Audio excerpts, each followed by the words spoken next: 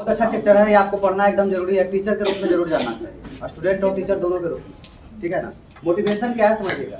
यह जो मोटिवेशन शब्द है इंग्लिश का, मोटिवेशन, यह लैटिन वर्ड मोटम से बना है। किससे बना है? मोटम से बना है। ध्यान से देखिए, यह जो मोटिवेशन शब्द है यह इंग्लिश का शब्द किससे बना है? मोटम से बना है, जिसको हम लोग इंग्लिश के शब्द मोटर या मोशन के रूप में या टू मूव के रूप में जानते हैं। यानी अभिप्रेरणा एक ऐसा फैक्टर है, एक ऐसा कारक है जो आपके कार्य को आगे क्या करता है? बढ़ाने का काम करता है, आपको मोशन में लाने का काम करता है ना, उसमें परिवर्तन लाने का काम करता हो, वैसे फैक्टर को ही हम लोग क्या कहेंगे? मोटिवेशन कहेंगे, है ना, अभिप्रेरणा कहेंगे। बात समझ में आया? यानी एक समझिए, इसको एक उदाहरण के रूप में हम लोग समझेंगे कि मोटिवेशन है क्या। सबसे पहले समझिए कि हम मोटिवेशन को एक उदाहरण से हम समझते हैं। वो छोटा सा चिड़िया के बारे में सोचिए जो पहली बार अंडा देने वाली है ना। वो फर्स्ट बार जब पहली बार जब अंडा देने वाली होती है तो वह समझिए उसको घोंसला बनाने अभी नहीं आता, उसको पता नहीं कि घोंसला कैसे बनेगा। उसको पता नहीं रहने के बावजूद वह दूसरे चिड़िया की घोंसलों को जाकर के अवलोकन करती है, देखती है कि वह किस प्रकार से जो है ना घोंसले का निर्माण की है या कैसे बनाई है। उन सारे कामों को वह सीखती है जिससे कि घोंसले का क्या हो सकता है? निर्माण हो सकता है। उसके बाद घोंसले का निर्माण किया जाता है और आप हमारे द्वारा क्या होता है, किसी भी व्यक्ति के द्वारा उस घोंसले को नष्ट कर दिया जाता है ना, मतलब खत्म कर दिया जाता है। इसके बावजूद भी वह चिड़िया दोबारा से क्या करती है? घोंसला बनाना क्या करती है? जारी रखती है और घोंसला को बनाती है। यानी कौन सा ऐसा फैक्टर है जो उसको बार बार वह काम करने के लिए क्या कर रहा है? अभी प्रेरित कर रहा है ना, आगे बढ़ा रहा है। कोई ना कोई ऐसा फैक्टर है जरूर जो उसको उस काम को करने के लिए बार बार क्या कर रहा है? उकसा रहा है। उस फैक्टर को ही हम क्या कहेंगे? मोटिवेशन। आप ही लोग में से कुछ ऐसे बच्चे होंगे जो रात को जग कर 2-2 बजे 3-3 बजे रात तक पढ़ रहे हो और कुछ लोग आराम से चद्दर टांग के सोए हुए हो। ऐसे भी कुछ बच्चे होंगे ना। अब समझिए, जो रात को 2 बजे 3 बजे तक जग करके पढ़ाई कर रहा है, कहीं ना कहीं वह मोटिवेटेड है ना, वो कहीं ना कहीं मोटिवेटेड है उस काम को करने के प्रति। उस बच्चे के बारे में सोचिए जो साइकिल पहली बार सीख रहा होता है और साइकिल से गिरता है, चोट लगता है ना, उसको खून निकलता है, इसके बावजूद वह उस काम को करना क्या करता है? जारी रखता है। कोई ना कोई एक ऐसा फैक्टर है जो उसको बार बार वह काम करने के लिए क्या कर रहा है? प्रेरित कर रहा है। उस फैक्टर को हम क्या कहेंगे? मोटिवेशन, अभिप्रेरणा कहेंगे, है ना। और प्रेरणा जो शब्द है यह लैटिन वर्ड मोटम से बना है और मोटम का मतलब क्या होता है? मोशन, मोटर या टू मूव। इसके संबंध में कहा जा रहा है कि अभिप्रेरणा एक क्या है? बल प्रेरक है ना। अभिप्रेरणा क्या है? ऐसा आंतरिक बल प्रेरक है जो व्यक्ति को लक्ष्य की ओर निश्चित व्यवहार करने के लिए क्या करती है? अग्रसर करती है। वैसे फैक्टर को हम लोग क्या कहेंगे? अभिप्रेरणा। यानी अभिप्रेरणा एक ऐसा प्रेरक है, ऐसा भी प्रेरक है जो आपको आपके लक्ष्य तक पहुंचने में क्या कर रहा है? मदद कर रहा है ना। वैसे फैक्टर को कारक को ही हम क्या कहेंगे? अभिप्रेरणा कहेंगे, मोटिवेशन कहेंगे। एक शिक्षक, बतौर शिक्षक आपको मोटिवेशन चैप्टर अधिगम लर्निंग और टीचिंग चैप्टर के अंत में क्यों पढ़ाया जा रहा है? इसके पीछे रीजन क्या है? इसके पीछे रीजन यह है कि आप चाहे जितना जी जान लगा कर रख दीजिएगा पढ़ाने के लिए, है ना, जब तक बच्चा अंदर से मोटिवेटेड नहीं है, जब तक बच्चा स्टूडेंट अंदर से मोटिवेटेड नहीं है, तब तक वह उसका अभिप्रेरणा वाला काम हो नहीं पाएगा। चलिए आज डालेंगे अभिप्रेरणा के बारे में हम लोग पढ़ रहे हैं, अभिप्रेरणा के बारे में पढ़ रहे थे। बात को समझिए, यह अभिप्रेरणा चैप्टर क्यों पढ़ाया जा रहा है? पैर अपना स्थिर रखिएगा। अभिप्रेरणा चैप्टर क्यों पढ़ाया जा रहा है? इसके पीछे रीजन क्या है? जब आप एक शिक्षक बनेंगे ना, जब एक टीचर बनेंगे या अभी आप एक छात्र हैं, तो आप सबका अधिगम प्रक्रिया ज्यादा से ज्यादा अच्छा तब हो पाएगा जब आप अंदर से क्या रहेंगे? मोटिवेटेड रहेंगे। जब तक आप अंदर से मोटिवेटेड नहीं रहेंगे, अभिप्रेरित नहीं रहेंगे, तब तक आपका जो अधिगम प्रक्रिया है जितना होना चाहिए उतना हो नहीं पाएगा।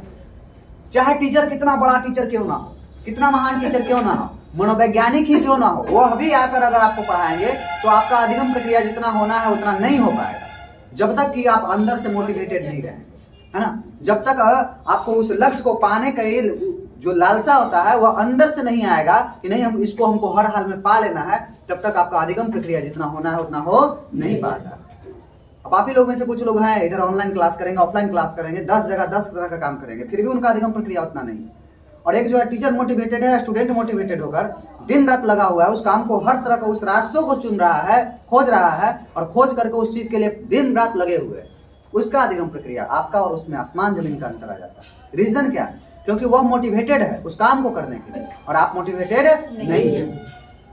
आप उस बच्चे के बारे में सोचिए जो पानी में डूब रहा होता है ना, पानी में डूबते समय उसके मन मस्तिष्क में किसी तरह का कोई ख्याल नहीं आता, उसको बस यही रहता है कि थोड़ा सा हवा हमको मिले और हम जीवित बच जाए, यही नहीं रहता है। इसके अलावा कोई चिंता रहता है कि मेरे पिताजी खाना खाए कि नहीं, है ना, मेरी गर्लफ्रेंड क्या कर रही है, या जो भी दुनिया जहान का कोई ख्याल आता है नहीं। जब आप किसी भी लक्ष्य के लिए मोटिवेटेड रहेंगे ना, तो आपको सिर्फ और सिर्फ जो है वही चीज दिखाई दे, उसके अलावा कोई भी चीज के बारे में आपको सूझेगा नहीं। तब आप मानिए कि उस लक्ष्य के लिए आप क्या हैं? मोटिवेटेड। यानी एक स्टूडेंट के रूप में भी और एक टीचर के रूप में भी आपको अंदर से अभी प्रेरित रहना चाहिए। जब तक टीचर भी मोटिवेटेड नहीं कि नहीं हर हाल में हमको इतना चीज पढ़ा लेना है, इतना तैयारी करवा लेना, टीचर को भी मोटिवेटेड रहना हो, तभी टीचर जो है शिक्षण कार्य को अच्छे ढंग से कर पाएगा और स्टूडेंट को भी मोटिवेटेड रहना होगा, तब जाकर के जो है ना अध्ययन और अध्यापन का कार्य दोनों जो है ना ज्यादा से ज्यादा गुणवत्तापूर्ण हो पाएगा, नहीं तो अच्छा ढंग से हो नहीं पाएगा। आप जितना भी अच्छे ढंग से पढ़ा लीजिए उसका कोई सारा का सारा क्या है, आपका पढ़ाया हुआ व्यर्थ है ना। इसलिए अभी प्रेरणा चैप्टर को सबसे अंत में रखा गया, रीजन यही। ठीक है, आगे देखिए अभिप्रेरणा के संबंध में समझते हैं। अभिप्रेरणा क्या आप लोगों ने देख लिया। तो अभिप्रेरणा के संबंध में कहा गया कि अभिप्रेरणा एक ऐसा आंतरिक बल है जो क्या करता है, व्यक्ति को लक्ष्य की ओर निश्चित व्यवहार करने के लिए क्या करता है, अग्रसर करता है। एक निश्चित व्यवहार करने के लिए आपको अग्रसर करे, कहेगा कि आप यही व्यवहार करिए, जिसके माध्यम से आपका सीटेट वाला जो है ना लक्ष्य है, यहाँ तक आप पहुंचने के लिए आप उन व्यवहारों को करते हैं जिससे कि आप जो है ना अपने लक्ष्य तक क्या होते हैं, पहुंच जाते हैं, है ना। तो एक निश्चित व्यवहार करने के लिए आपको क्या करेगा, अग्रसर करेगा। उस फैक्टर को हम क्या कहेंगे, मोटिवेशन कहेंगे। ठीक है, अभिप्रेरणा कहेंगे। देखिए अभिप्रेरणा के संबंध में विभिन्न प्रकार के मनोवैज्ञानिकों ने अपना अपना मत दिया, अपना अपना विचार दिया। हम लोग जब पढ़े थे तो हम लोगों ने पढ़ा था कि आपका जो सब्जेक्ट है CDP, इसका जन्म कैसे हुआ, हम लोगों ने देखा था। एक्चुअल में जो सब्जेक्ट है वो फिलॉसफी है, फिलॉसफी से जन्म हुआ साइकोलॉजी का, और साइकोलॉजी से जन्म हुआ चाइल्ड साइकोलॉजी का, और चाइल्ड साइकोलॉजी को ही अभी जो है ना आपका कहा जा रहा है क्या, CDP, और इनको पढ़ा जा रहा है एजुकेशनल साइकोलॉजी के अंतर्गत। इन बातों को हम लोगों ने देखा था। अब यह जो बाल मनोविज्ञान है ना, चाइल्ड साइकोलॉजी है, चाइल्ड साइकोलॉजी में बच्चे के दो चीजों के संबंध में पढ़ा जाता है कि बच्चा कोई भी काम को क्यों कर रहा है ना, बच्चा कोई भी काम को क्यों कर रहा है और कोई भी काम को कैसे करता है ना। क्या बात कर रहे हैं हम, कोई भी बच्चा कोई भी काम को क्यों कर रहा है और कोई भी बच्चा कोई भी काम को कैसे करता है। तो क्यों का उत्तर जो देगा वही आपका कौन है, अभिप्रेरणा है ना। क्यों का उत्तर जो देगा वही क्या है, आपका अभिप्रेरणा है ना। और कैसे करेगा जो उत्तर दे रहा है वही क्या है, आपका अधिगम है। अधिगम और अभिप्रेरणा जो होता है, क्यों का उत्तर देगा तो वह अभिप्रेरणा हो जाएगा, और कैसे करता है का उत्तर देगा तो हो जाएगा अधिगम। और क्रेंचफील्ड एक मनोवैज्ञानिक हैं, कहेंगे कि अभिप्रेरणा एक ऐसा फैक्टर है जो हमें क्यों का उत्तर देता है। किसका उत्तर देता है, क्यों का। अभिप्रेरणा एक वैसा फैक्टर है, वैसा कारक है जो हमारे क्यों का क्या करता है, उत्तर देता हो। वैसे फैक्टर को, वैसे कारक को हम क्या कहेंगे, अभिप्रेरणा कहेंगे। यह कथन किनका था, क्रेंचफील्ड का, है ना। क्रेंचफील्ड का यह कथन था, है ना। आगे हम लोग देख लेते हैं शुरू से, है ना। पहला देख लीजिए मैकडोनाल्ड कह रहे हैं कि अभिप्रेरणा व्यक्ति के अंदर क्या करता है, ऊर्जा परिवर्तन करता है ना। क्या करेगा, आपको अभिप्रेरणा व्यक्ति के अंदर क्या करेगा, ऊर्जा परिवर्तन करेगा। जैसे मानकर चलिए आप अभी जो तैयारी कर रहे हैं सीटेट के एग्जाम के लिए, है ना, और मान लीजिए आप उसके लिए एकदम मोटिवेटेड हो जाएंगे, नहीं हमको हर हाल में निकालना है, तो अभी जो एनर्जी आप लगा रहे हैं और बाद में जो एनर्जी लगाइएगा उसमें परिवर्तन आएगा कि नहीं आएगा। अब बाद में जब अभी प्रेरित हो जाएंगे उस चीज के लिए, तो उसके लिए जो एनर्जी लगाया जाएगा बहुत ज्यादा लगाया जाएगा, नहीं बहुत ज्यादा लगाया जाएगा, ऊर्जा में परिवर्तन आएगा। इस ऊर्जा परिवर्तन को ही हम लोग क्या कहेंगे, अभिप्रेरणा कहेंगे। कौन कह रहे हैं, मैकडोनाल्ड। यानी कह रहा है कि अभिप्रेरणा व्यक्ति के अंदर क्या है, ऊर्जा परिवर्तन। अभिप्रेरणा क्या है, व्यक्ति के अंदर ऊर्जा परिवर्तन है। या कथन किनका, मैकडोनाल्ड। क्रेंचफील्ड क्या करते हैं कि अभिप्रेरणा क्या करता है, क्यों का उत्तर देता है। किसका उत्तर देता है, क्यों का। और कहेंगे स्किनर साहब कि अधिगम का सर्वोत्कृष्ट राजमार्ग है, NH है। क्या है अभिप्रेरणा, सर्वश्रेष्ठ राजमार्ग है, नेशनल हाईवे है ना, the national highway of learning that is called motivation. क्या कथन किनका है? स्किनर साहब। स्किनर साहब कहेंगे कि अभिप्रेरणा क्या है? अधिगम का सर्वश्रेष्ठ राजमार्ग है, नेशनल हाईवे है ना, उसे ही हम लोग क्या कहेंगे? अभिप्रेरणा कहेंगे। कथन किनका है? स्किनर साहब का है ना। कोई दिक्कत? 3 याद हो गया। मैकडोनाल्ड क्या बोले? ऊर्जा परिवर्तन बराबर क्या हो जाएगा? मैकडोनाल्ड। क्यों का उत्तर देगा? कौन हो जाएगा? स्किनर साहब NH है ना, क्या है? NH है। अभिप्रेरणा क्या है? NH है, नेशनल हाईवे है। और गुड साहब कहेंगे कि अभिप्रेरणा किसी कार्य को आरंभ करने एवं नियंत्रित करने की क्या है? प्रवृत्ति है ना। अभिप्रेरणा क्या है? किसी कार्य को आरंभ करने एवं नियंत्रित करने की प्रवृत्ति है। वैसे फैक्टर को, वैसे कारक को ही हम लोग क्या कहेंगे? अभिप्रेरणा कहेंगे। यह कथन किनका था? गुड साहब का था है ना। और रीली और लेविस साहब क्या कर रहे हैं कि व्यक्ति के अंदर उत्पन्न होता है। यह कहाँ उत्पन्न होता है? व्यक्ति के अंदर उत्पन्न होता है। यह कथन किनका है? रीली तथा लेविस का। और प्रेरणा कहाँ उत्पन्न होगा? व्यक्ति के अंदर उत्पन्न होगा, उसे हम लोग क्या कहेंगे? अभिप्रेरणा कहेंगे। यह कथन किनका था? रीली तथा लेविस का। और ब्लेयर जोन्स एवं सिम्पसन कहेंगे कि अभिप्रेरणा एक ऐसी प्रक्रिया है जिसमें शिक्षार्थी क्या करेगा? शिक्षार्थी की आंतरिक शक्ति वातावरण के विभिन्न लक्ष्य की ओर क्या करता है? निर्देशित करता है ना। यानी आपके वातावरण में बहुत सारी आवश्यकताएं हैं, उन आवश्यकताओं की पूर्ति के लिए है ना आपके व्यवहार में परिवर्तन आएगा ना, है ना। चलिए इसी के बारे में कहा जा रहा है कि ऐसी प्रक्रिया जिसमें शिक्षार्थी की आंतरिक शक्ति वातावरण के विभिन्न लक्ष्य की ओर क्या करता है? निर्देशित करता हो, वैसे फैक्टर को ही हम लोग क्या करते हैं? कहते हैं अभिप्रेरणा। यानी आपकी वातावरण में कुछ मूलभूत आवश्यकता है, उन मूलभूत आवश्यकताओं की पूर्ति के लिए आप जो उसके लिए अग्रसर हो रहे हैं, जा रहे हैं है ना, लक्ष्य निर्देशित व्यवहार कर रहे हैं, उसे हम लोग क्या कहेंगे? अभिप्रेरणा कहेंगे। क्या कथन किनका था? ब्लेयर जोन्स एवं सिम्पसन। कोई दिक्कत? यहाँ तक कोई दिक्कत है? विभिन्न मनोवैज्ञानिकों का विचार देख लिया हम लोग, फिर से एक बार देख लेते हैं। क्रेंचफील्ड क्या बोले थे भाई? क्यों का उत्तर देगा? NH कौन बोले थे? स्किनर साहब बोले थे है ना। शुरू में आ जाइए आपका कौन है? मैकडोनाल्ड साहब क्या बोले थे? ऊर्जा परिवर्तन। कोई दिक्कत? स्किनर हो गया। गुड साहब क्या बोले?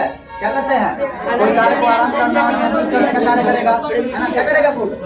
और प्रेरणा किसी कार्य को क्या करेगा? आरंभ करने और नियंत्रित करने का प्रवृत्ति है।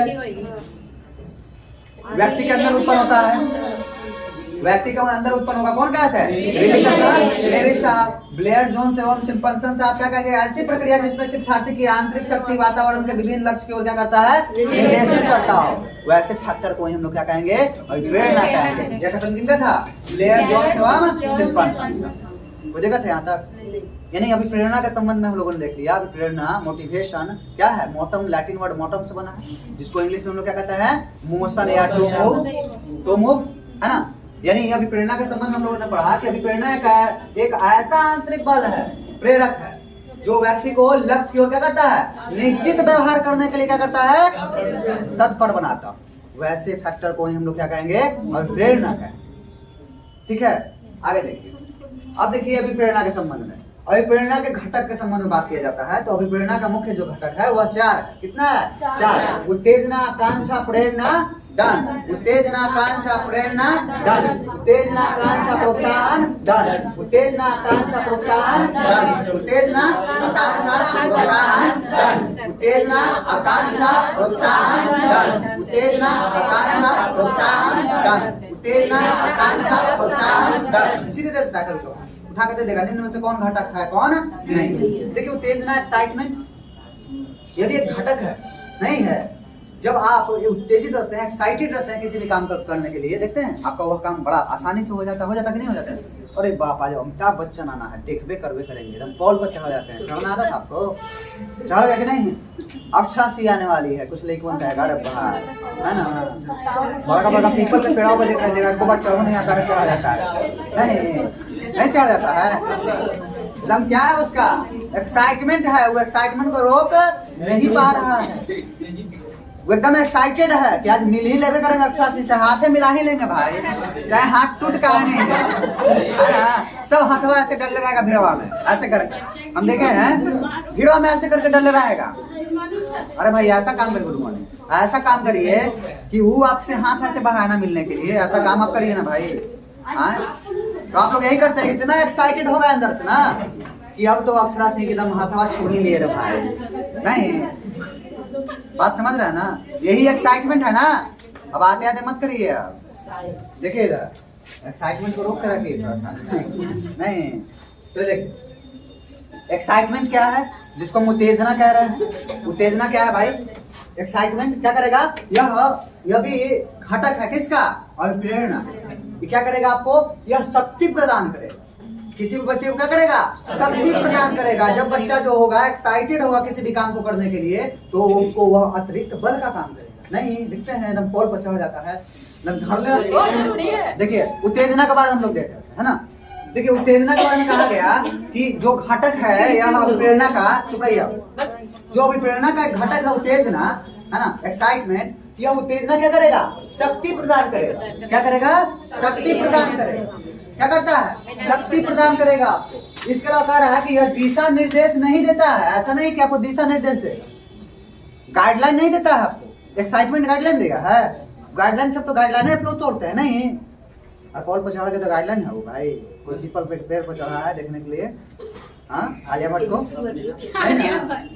अब देखिए एक्साइटमेंट का तीन लेवल में होगा। एक्साइटमेंट का लेवल कितना होगा? 3। एक उच्च होगा, मध्य होगा और निम्न होगा। बहुत ज्यादा एक्साइटमेंट है। अब मिल लिया तो एक्साइटमेंट क्या होगा? थोड़ा सा कम। लास्ट में चल रहा है, भूख लग देख लीजिए हम, चलो। यानी एक्साइटमेंट का लेवल कितना?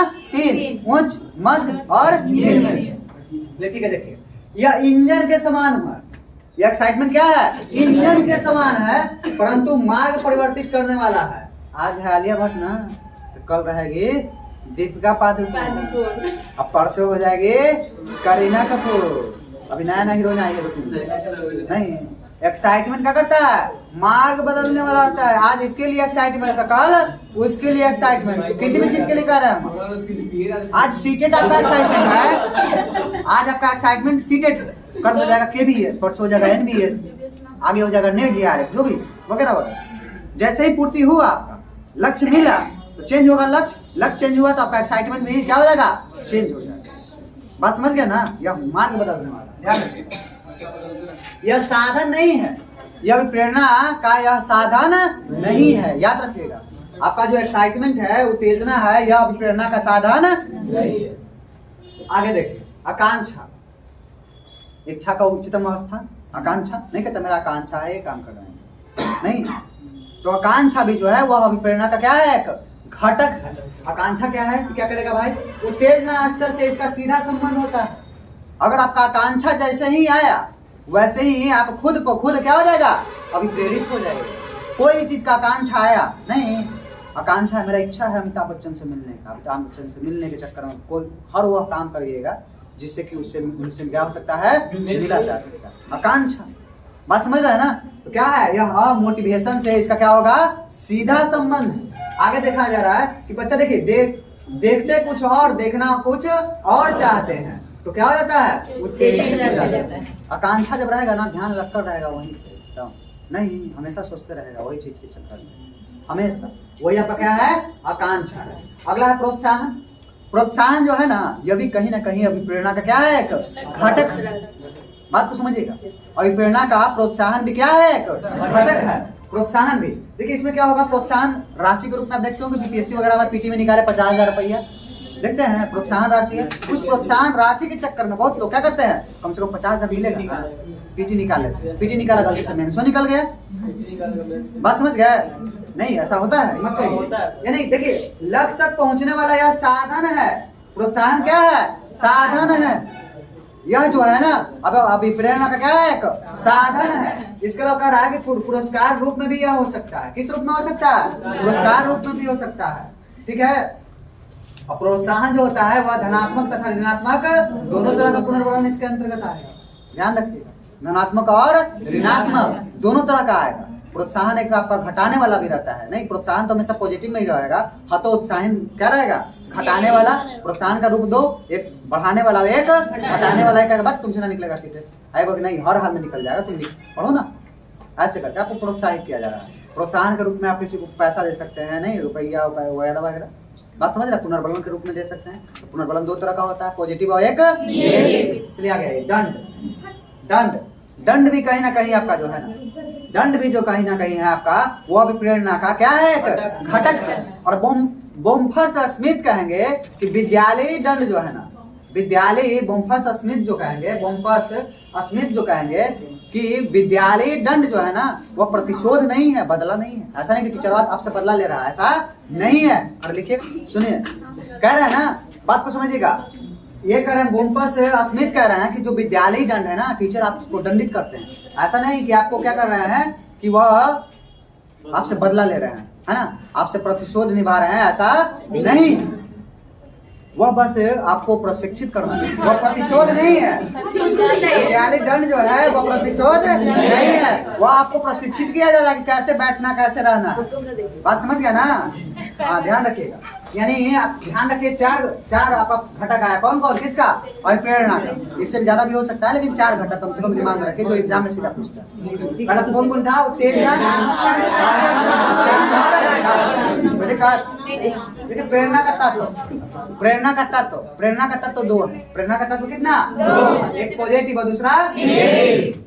बात समझ गए? प्रेरणा का तत्व कितना, 2, एक पॉजिटिव और दूसरा नेगेटिव। पॉजिटिव और प्रेरणा जो आपके अंदर उत्पन्न हो रहा है आपकी इच्छा शक्ति से, पॉजिटिव, और निगेटिव जो आपका इच्छा के विरुद्ध, जबरदस्ती बड़े बड़े मम्मी कहेगा उठ मुंह दम मारेंगे, चलो स्कूल जल्दी से बाहर, वह निगेटिव अभी प्रेरणा है, वो आपको और अंदर से वो कर देगा। मन है आपको करे के, जबरदस्ती कोई करवा रहा फिर भी आप कर रहे हैं। नहीं, मन नहीं, कोई बात नहीं। यानी अपने स्वयं की इच्छा से जो करता है वही क्या कहलाएगा, धनात्मक अभिप्रेरणा, यह तत्व है। दूसरा है क्या, स्वयं की इच्छा से न करके दूसरे की इच्छा से करता है, इस प्रकार से करने से किसी वांछनीय या निश्चित लक्ष्य की प्राप्ति होती हो, वैसे ही उसे हम लोग क्या कहते हैं,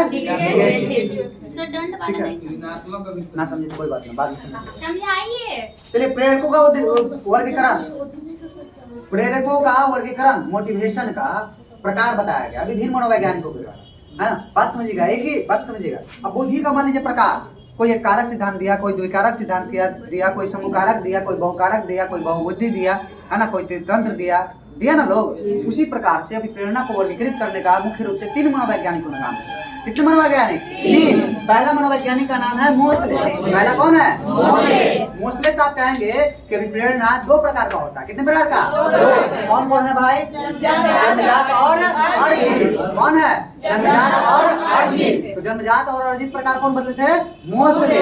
मोस्ले क्या बोले थे, जन्मजात और अर्जित। मोस्ले साहब क्या बोले थे, जन्मजात और अर्जित। और थॉमसन साहब 2 प्रकार बताए थे, स्वाभाविक और कृत्रिम। स्वाभाविक और कृत्रिम। मोस्ले कौन बताएंगे भाई, जन्मजात और अर्जित, और स्वाभाविक और कृत्रिम। थॉमसन साहब कौन बोलेंगे, थॉमसन क्या बोलेंगे, स्वाभाविक और कृत्रिम। और बोलेंगे आपके कौन, आ जाइए, गैरेट साहब। यह 3 प्रकार का, कितने प्रकार, 3। कौन कौन, दैहिक, मनोवैज्ञानिक, सामाजिक, है ना, दैहिक, मनोवैज्ञानिक, सामाजिक, है ना, दैहिक, मनोवैज्ञानिक, सामाजिक, दैहिक, मनोवैज्ञानिक, सामाजिक, दैहिक, मनोवैज्ञानिक, सामाजिक। 3 मनोवैज्ञानिक, 3 कौन, 1 2 2 3 के रूप में बांटा।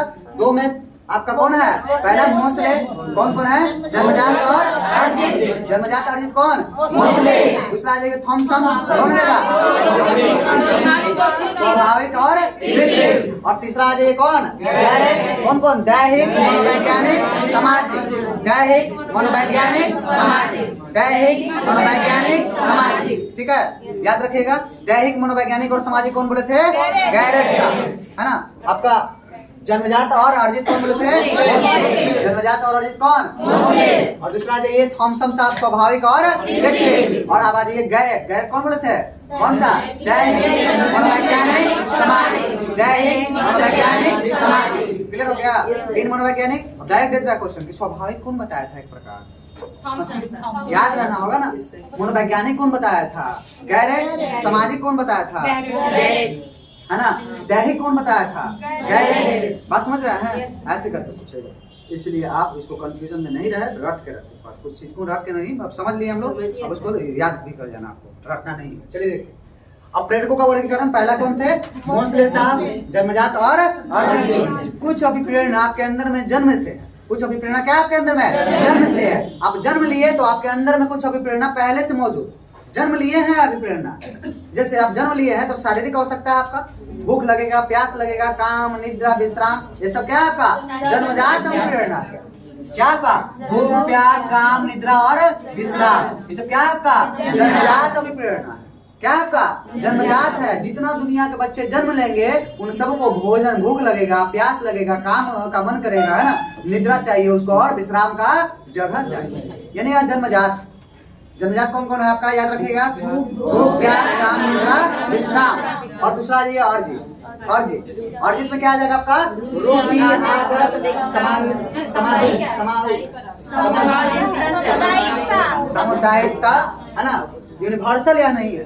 बात समझिएगा, यह जो अर्जित है यह यूनिवर्सल नहीं है। यहाँ पे आपको ढोकला अच्छा लग रहा है, जहाँ ढोकला मिलवे नहीं करेगा वहाँ पे रुचि रहेगा, खत्म हो जाएगा। यह यूनिवर्सल नहीं है। और इसके अलावा यह होम्योस्टेटिस के लिए नहीं, यह होम्योस्टेटिस के लिए जरूरी नहीं है। अभी होम्योस्टेटिस क्या है, होम्योस्टेटिस क्या है ना, बात समझिएगा। ये होम्योस्टेटिस है क्या, तो होम्योस्टेटिस के बारे में समझ लीजिए आप कि शरीर के लिए संतुलन बनाए रखने में जो सहायता करता हो वैसे फैक्टर को हम क्या कहते हैं, होम्योस्टेटिस, है ना। यदि आपके शरीर को संतुलन बनाए रखने में जो मदद करेगा उसे हम लोग क्या कहेंगे, होम्योस्टेटिस। यानी अर्जित जो मोटिवेशन है, इससे आप अर्जित जो मोटिवेशन है इसका मान लीजिए आप यह है तो भी और नहीं है तो भी आपके शरीर को कोई फर्क पड़ने वाला नहीं है। अब कहिएगा कि रसमलाई ना, हमें छेना पाई चाहिए। अरे भैया छेना पाई खाओ चाहे रसमलाई खाओ, ऊर्जा उतना ही मिलना है। मेरी बात को समझ लीजिए। अर्जित आपको रुचि हो गया ना, रुचि हो गया, ये अर्जित है। अर्जित अभी मिलेगा चाहे नहीं मिलेगा, क्या आपका अस्तित्व खत्म हो जाएगा, नहीं ना होगा। इसलिए यह आपके शरीर को बनाए रखने में इसका कोई योगदान नहीं होता है, इसलिए इसको होम्योस्टेटिस नहीं कहते।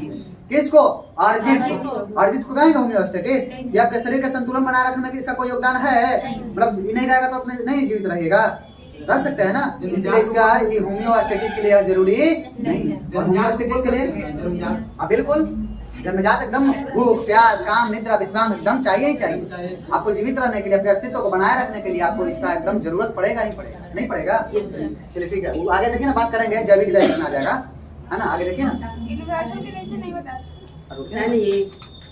चलिए देखिए, चुप रहिए, नहीं बताएंगे कोई बात, वीडियो में देखिएगा फिर आगे।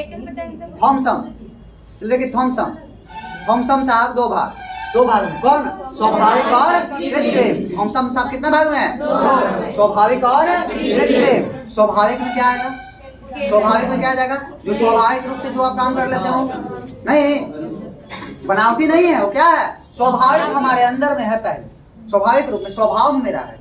स्वभाव में क्या है, खेलना, सुझाव देना, अनुकरण करना, प्रतिष्ठा पाने के चक्कर, सुख प्राप्ति, ये सब क्या है मेरा स्वाभाविक। सबका अनुकरण करने का यह स्वभाव है। छोटा बच्चा, इंसान का बच्चा, वह क्या करेगा, अनुकरण करेगा, नकल करेगा। सुझाव देने का, सुझाव किसी को देने लगते हैं, यह मेरे अंदर में जो अभिप्रेरणा है। कोई नहीं, कोई बहुत ज्यादा टेंशन में था, सुझाव देगा 10 पहुंच जाता, ऐसा नहीं करा बहन, कर लगता है लोग ना, 10 उधर से पहुंचता है लोग, है ना। यानी यह जो आपके अंदर में है, यह क्या है, स्वाभाविक। क्लियर है, क्या आपका स्वाभाविक। ध्यान रखिएगा, सुख प्राप्ति या प्रतिष्ठा या खेल या सुझाव या अनुकरण, ये सब क्या आपका स्वाभाविक है। आगे चलिए, कृत्रिम का मतलब क्या होता है, जो आपका स्वाभाविक नहीं है, जिसको आपने क्या किया है, बना लिया है ना, निर्मित कर लिया, निर्माण कर लिया, उसको क्या कहेंगे, कृत्रिम कहेंगे। इसके अंतर्गत आएगा क्या, दंड, पुरस्कार, सहयोग, व्यक्तिगत या सामूहिक कार्य, है ना। अब दंड किसी को देते हैं तब वो कोई काम कर रहा है, पुरस्कार दिए तब कोई काम कर रहा है, ये सब क्या है आपका कृत्रिम अभिप्रेरणा।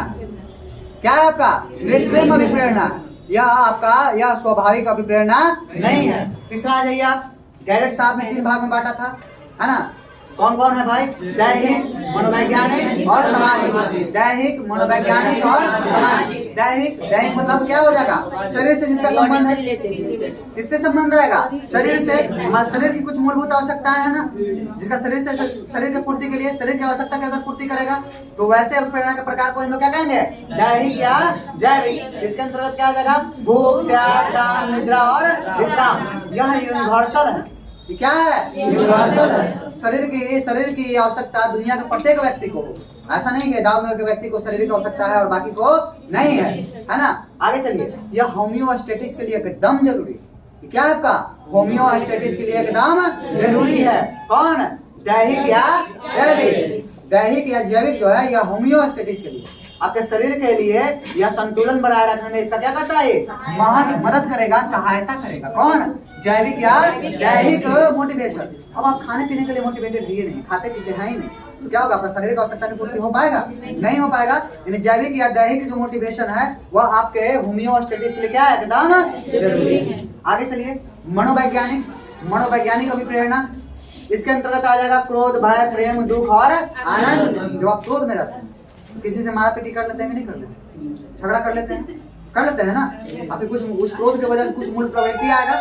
वह जो इमोशंस है, वह जो इमोशन है ना, जो हम कहेंगे, जो इमोशन आपका जो संवेग है, उस संवेग की वजह से कुछ आपकी मूल प्रवृत्तियां हैं। जब भी इमोशन आएगा क्रोध वाला, तो आप लड़ने के लिए क्या हो जाएंगे, आतुर हो जाएंगे ना, वो आपको मोटिवेटेड करेगा, झगड़ा करने के लिए करेगा ना। यानी कहीं ना कहीं आपका क्रोध हो गया, भय हो गया, प्रेम हो गया, दुख हो गया, आनंद हो गया, यह सब जो आपका संवेग है, इसकी वजह से आपका कुछ ना कुछ मूल प्रवृत्तियां होती है ना। यानी वह उस मूल प्रवृत्ति को करने के लिए क्या करेगा, उस विचार को बाहर शारीरिक रूप में लाने के लिए आपको क्या करेगा, बाध्य करेगा ना। उसे हम लोग क्या कहेंगे, मनोवैज्ञानिक। यानी जो मूल प्रवृत्तियां हम लोग का है ना, प्रेरकीय सिद्धांत, है ना, बात समझ रहे हैं ना। मैकडॉगल साहब का 14 मूल प्रवृत्ति, वो वाला बात आ जाएगा यहाँ। तो ठीक है, सामाजिक कुछ अभिप्रेरणा हमारे अंदर में जो है ना, सामाजिक अभिप्रेरणा के रूप में जाना जाएगा। अरे मत बात कीजिए ना, आप लोग एक दूसरे से कहा ऐसे कर रहे हैं, किसको बोलते हैं? पढ़िए शांति से। तो देखिए, सामाजिक अभिप्रेरणा के अंतर्गत क्या आ जाएगा, आत्म सुरक्षा, प्रदर्शन, जिज्ञासा, रचनात्मकता। आत्म सुरक्षा, प्रदर्शन, जिज्ञासा, रचनात्मकता, ये सब क्या आ जाएगा, सामाजिक अभिप्रेरणा के अंतर्गत आ जाएगा। नहीं आ जाएगा, आप आत्म सुरक्षा करना चाहते हैं, सुरक्षित रहने के लिए क्या करते हैं, घर बनाते हैं ना, घर वगैरह बना रहे हैं, तो क्यों घर बना रहे हैं भैया, सामाजिक आवश्यकता आपका। इसके अलावा क्या करते हैं, प्रदर्शन अच्छा हो, तो प्रदर्शन कहाँ अच्छा हो, समाज में हो, है ना। जिज्ञासा की पूर्ति कहाँ होगा, समाज में होगा। रचनात्मकता यानी क्रिएटिव काम करिएगा कहाँ पे, समाज में कीजिएगा। यह सब अभिप्रेरणा का कौन सा प्रकार हो जाएगा, सामाजिक अभिप्रेरणा हो जाएगा। ठीक है, चलिए फिर से देख लीजिए अभिप्रेरणा का प्रकार। पहला कौन सा थे, मोस्टली कौन हो जाएगा, जन्मजात और फंक्शन साहब, स्वाभाविक और ये हो जाएंगे दैहिक, मनोवैज्ञानिक और सामाजिक। याद हो गया ना पूरा। चलिए देखिए, और प्रेरणा से संबंधित सिद्धांत, और प्रेरणा का सिद्धांत एक्चुअल में जो हम लोगों ने अधिगम का सिद्धांत पढ़ा है, उन सिद्धांतों में कुछ सिद्धांत जो है वो अभिप्रेरणा का सिद्धांत है। कुछ यानी को विप्रेरित करने का काम कर रहा था, नहीं कर रहा था। यानी उस बच्चे के बारे में सोचिए, या उस बिल्ली के बारे में सोचिए जो थर्मोडाइक साहब ने दिया था, उद्दीपन अनुक्रिया का सिद्धांत। जब मछली बाहर आई, जैसे ही मछली का गंध उसके नाक तक पहुंचा, वह क्या कि उस पिंजड़े को खोलने का लाख प्रयास करना शुरू कर दिया। हाथ में उसका चोट लगा, खून निकला, इसके बावजूद वह हाथ पंजे को मारना क्या किए, जारी रख, और अंततः गलती से लीवर पर पैर गया और दरवाजा खुला और जाकर वह मछली को खा करके अपने भूख को क्या कर ली, शांत। थर्मोडाइक साहब का हम लोगों ने पढ़े थे ना, उद्दीपन अनुक्रिया का सिद्धांत पढ़े है ना, थर्मोडाइक साहब का उद्दीपन अनुक्रिया का सिद्धांत। जैसे ही उद्दीपक आया और वह अनुक्रिया करना क्या कर दी, शुरू कर दी। इसके बाद पूरा विस्तार से हम लोग पढ़े है ना। बस शॉर्ट में देख लीजिए, मानव के समस्त व्यवहार किसी न किसी उद्दीपन का क्या होता है, परिणाम होता है। मानव उद्दीपन के अनुसार अनुक्रिया करता है। जैसे ही उद्दीपन आया, वह अनुक्रिया करना क्या कर देगा, शुरू कर देगा। इसे हम लोग क्या कहते हैं, उद्दीपन अनुक्रिया का सिद्धांत कहते हैं। मनोविश्लेषणवाद का सिद्धांत सिगमंड फ्राइड साहब, है ना। मन का 3 प्रकार बताए थे, चेतन, अर्धचेतन और अचेतन। पक्ष कितना, 2, स्थलाकृति और गत्यात्मक। स्थलाकृति में आ जाता था चेतन, अर्धचेतन और अचेतन। गत्यात्मक में था इदम, अहम और पराहम, हम लोगों ने पढ़ा था, है ना। ये जो है सिगमंड फ्राइड साहब, इन्होंने लिबिडो के ऊपर काम किया था, काम वृत्ति के ऊपर काम किया था। यानी मूल में है, आपके व्यवहार के मूल में है क्या, काम वृत्ति, लिबिडो की भावना।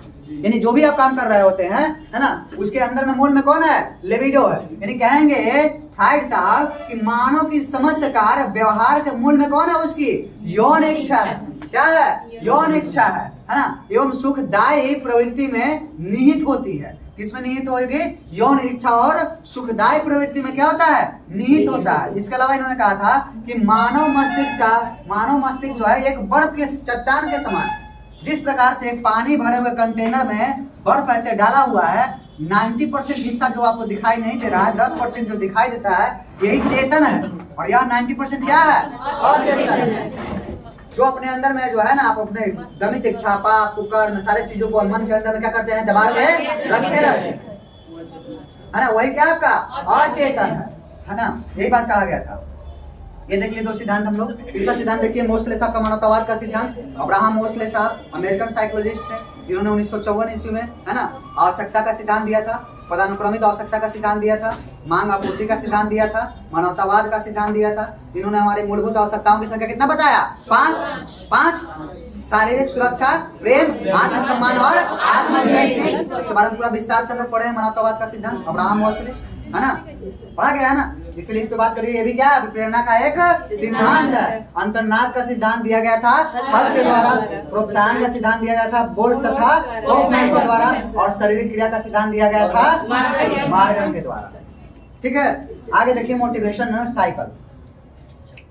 आप जब मोटिवेटेड हो गए होते हैं उसमें साइकिल में आता है। एनडीए के सरकार का झंडा गाड़ दिए ना हम लोग, तब ना आ गया। और एनडीए सरकार का झंडा गाड़े ना, अरे एनडीए सरकार बना है ना अभी, इसका झंडा गाड़ दीजिए, साइकिल हो गया पूरा। देखिए एनडीए सरकार के झंडा गाड़िए, NDAGAR एक में रखिए, 6 गो। साइकिल में कितना आएगा? 6।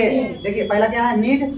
पहला क्या है? Need, drive, arousal. Need, drive, arousal. Need, drive, arousal. Need, drive, arousal. Goal directed behaviour, goal directed behaviour, achievement, क्या जगह?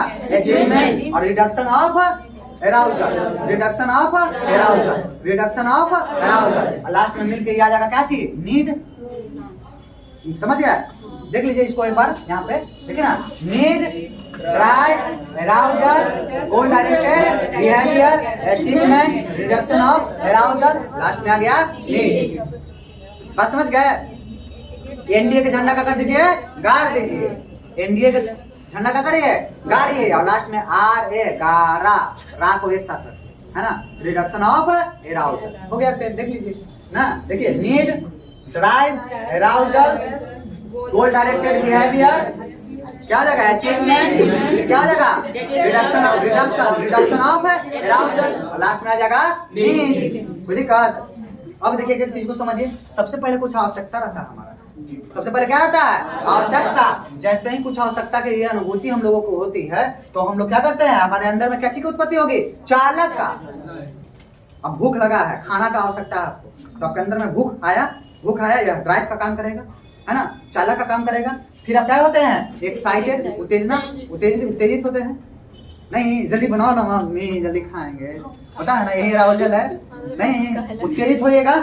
और उसके बाद अगर मान लीजिए मम्मी बनाने लेट कर रही है, तुरंत तो मैगी उगी लाते हैं, मैगी कोई ऐसे नहीं पा रहे थे, मम्मी आटा लाते हैं, सब्जी नहीं है, अच्छा लाओ ना मैगी लाते हैं, हम बनाते हैं, करते हैं ना। लक्ष्य निर्देशित व्यवहार करना शुरू करते हैं, तब आपको क्या मिलता है? उपलब्धि बन, उनका मैगी मिल गया, फिर एराउजल उतना ही रहेगा, उत्तेजना उतना रहेगा, कम होगा ना, कम होगा, और आपका आवश्यकता क्या हो गया? पूरा। बस समझ गए किस तरह से अभी प्रेरणा का चक्र होगा। सबसे पहले आवश्यकता आएगा, आवश्यकता के बाद क्या करेगा? चालक आएगा, चालक के बाद उत्तेजित होएगा तो लक्ष्य निर्देशित व्यवहार करेगा, तब मिल जाएगा आपको उपलब्धि। फिर आपका उत्तेजना में क्या आएगा? कमी, तो फिर आवश्यकता का हो जाएगा पूर्ति। यही हो जाएगा साइकिल ऑफ मोटिवेशन। ऐसे चलते रहेगा, क्या हो जाएगा? चलते रहेगा, है ना। एनडीए के झंडा का कर दीजिएगा, गाड़ दीजिएगा, नहीं मतलब गाड़ दिए हैं आपको, है ना, अभी फाड़ देना है नहीं। ठीक है, कोई दिक्कत यहाँ तक?